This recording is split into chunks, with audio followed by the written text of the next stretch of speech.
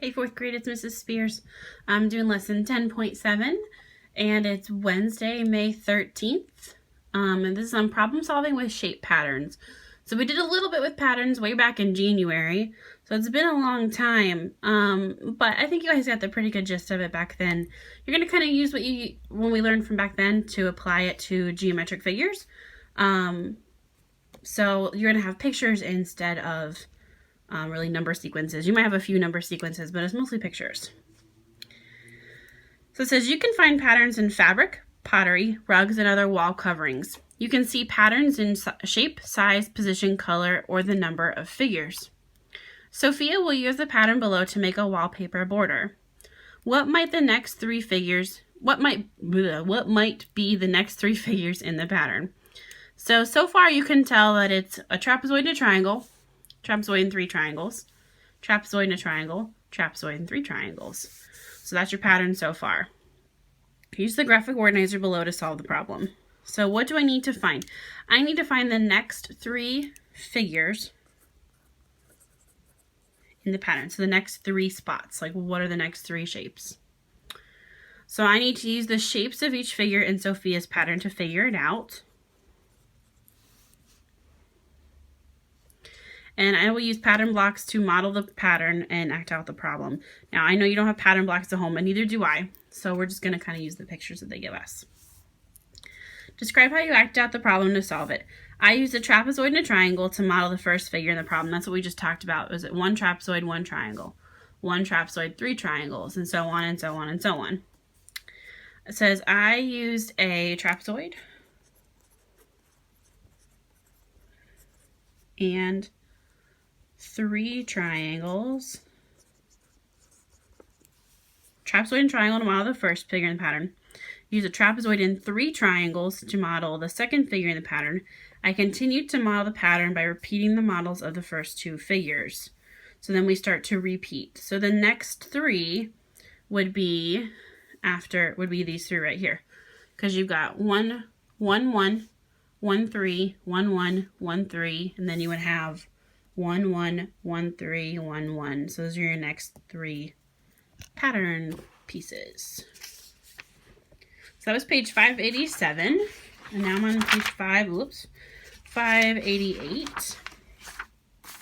Where it says try another pattern. So this one uses circles and numbers in it. So it might have the number sequence we need to work through on this one. It says draw what might be the next figure in the pattern.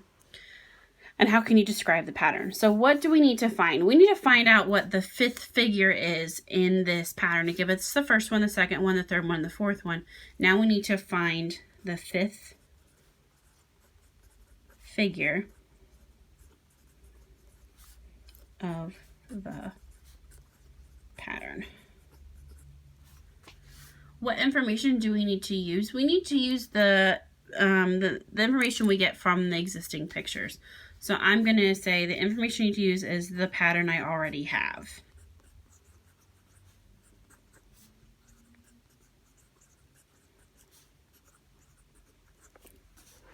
And how I use the information, I'll use the information to help me continue the pattern.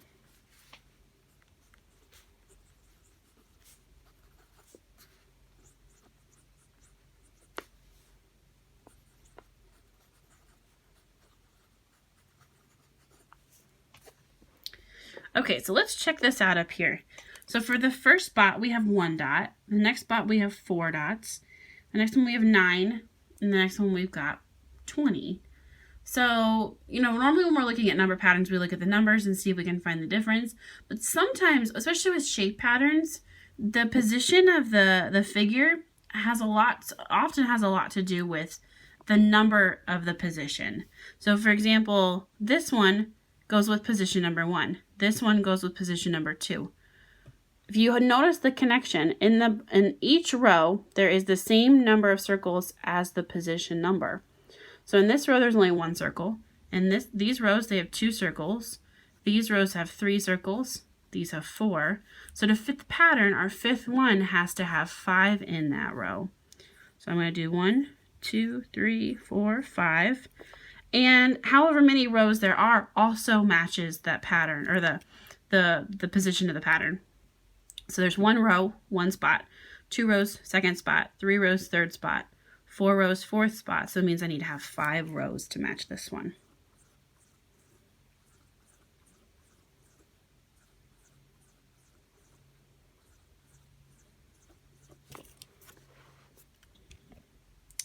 All right, and to solve the problem, it would be just what we just talked about. You could also look at this as an array. So the first spot would be 1 times 1. This would be 2 times 2, 3 times 3, 4 times 4.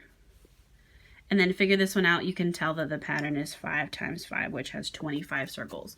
Or you could have just drawn it as a picture. Some people might see the array first, some people might see the picture pattern first. It just depends on what you see. So it says, use the figures to write a number pattern, then describe the pattern in the numbers. So with this one, the number pattern is 1, 4, 9, 20, 25. 1, 4, 9, 20, and 25. And the pattern in the numbers is it multiplies by itself. So 1 multiplies itself, 2 multiplies by itself, 3 multiplies by itself, all the way up. So that's the pattern. So each position is multiplied by itself.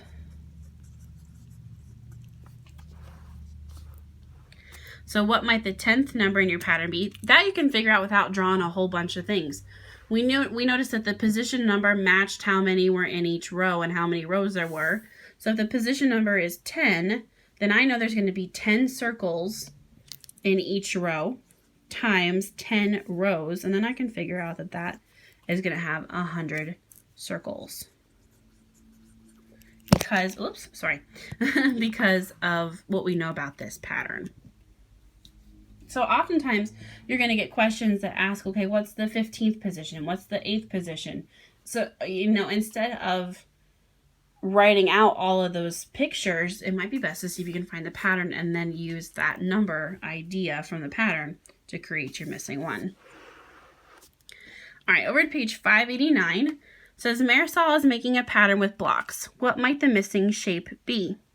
So this one is shape 1, 2, 3, 4, and 5. So her second spot is missing. So hopefully maybe you notice this figure has 3 sides. This figure has 5 sides, 6 sides, 7 sides. So our missing figure has got to have 4 sides. That's what would fit the pattern in the middle. So describe the pattern. Each shape has 1 more side than the shape before.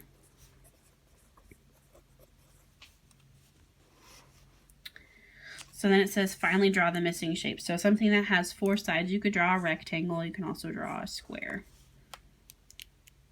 So it says use the shapes to write a number pattern, then describe the pattern in the numbers. So we've got 3, 4, 5, 6, 7. So the pattern is add 1, just like we learned about before. What if the pattern continued? Write an expression to describe the number of sides the 6th shape has in Marisol's pattern. So with this one, it's not like this one over here where like the position number matches the picture. This one you had to use the pictures to figure out the pattern itself. It's just kind of writing what shape number it is. So basically it's looking for the 6th shape, which would be the next one after the pattern. So if we keep adding 1 to each one, because we figured out that that is our rule, that means our 6th shape needs to have 8 sides on it. So we need to describe the number of sides, it will have 8 sides. So this pattern is based on what the shape looks like, not so much the shape number. Sahil made a pattern using circles. The first 9 circles are shown. Describe Sahil's pattern. If Sahil continues the pattern, what might the next 3 circles be? So we can tell that this one is large, medium, small, and then it repeats large, medium, small, large, medium, small. And if he continues the pattern, what might the next 3 circles be? It's going to be large, medium, and small, just to continue the pattern. Alright guys, I'm going to stop the video there. I'm not a huge fan of the questions on the next page, so I'm not super worried about those.